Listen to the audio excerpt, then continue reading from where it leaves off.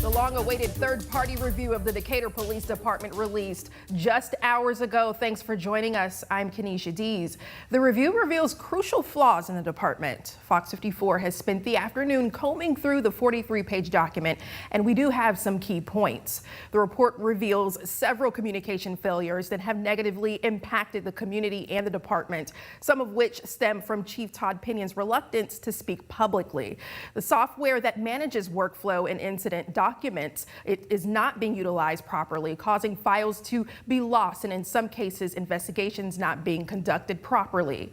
There were times when officers improperly used the justification of, quote, giving a lawful order as the reason for an obstruction charge, while the lawful order itself is questionable. And while there were times when officers have treated citizens with compassion and empathy, there are also instances in which they've treated members of the community with little empathy, using an inflammatory tone.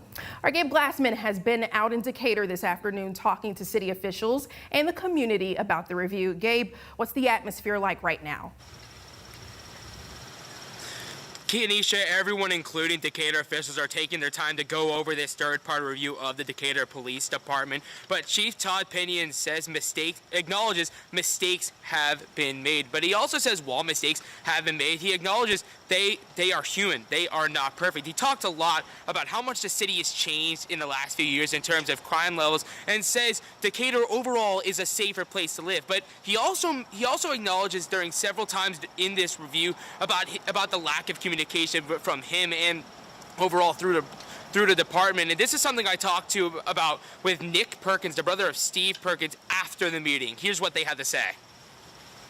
I think the guys understand that when I first started, there was a lot of communication, and like I said, I understand where I've lacked in some of that, but I know where I've lacked and where we've already working to do things much better. From the day that Steve was deceased up until now, there hasn't been accurate communication.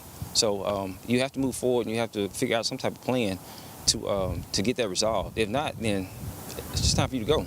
But I think what the community would like to see is for us to have a change of leadership. It seems that our current leadership has failed us completely. So I think the only way to rectify this situation is to remove it.